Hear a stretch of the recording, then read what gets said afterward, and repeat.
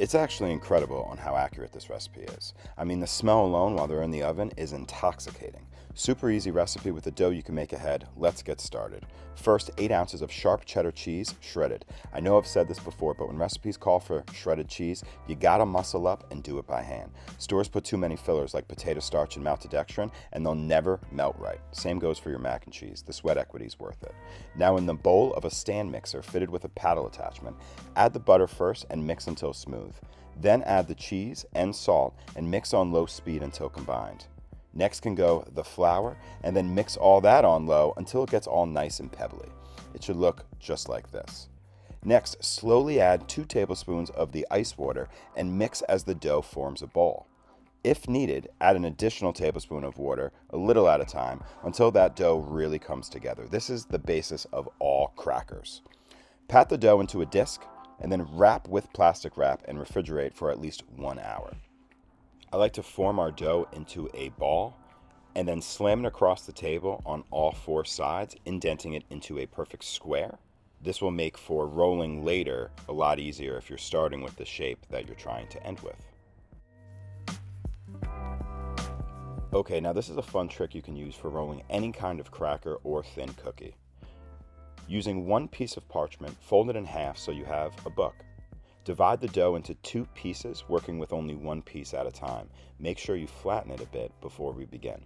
Place your dough in the center of one side and fold the paper back on top. Roll the dough through the parchment so you don't need to impart more flour during the rolling process. The dough will stick to the paper rather than the table, making it way easier and faster to get this done. You can keep rotating the paper and roll consistently in one direction this way.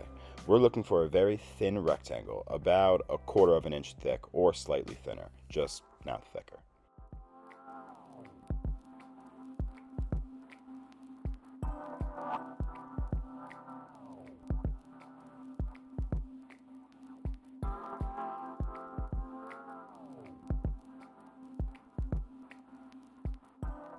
Next, using a fluted pastry wheel, because we're super schmancy out here, cut the rectangles into 1-inch squares using a ruler by going in one direction first, and then rotating that paper and then going in the opposite direction. Boom, you have an easy square. Now, if you don't have a fluted pastry wheel, no stress. You can use a pizza cutter, it's totally fine, or you could just use a very sharp knife. Be careful though, as you are not cutting all the way through, as you will slice little strips of parchment paper that will then stick to your Cheez-Its, making this very hard to go about later.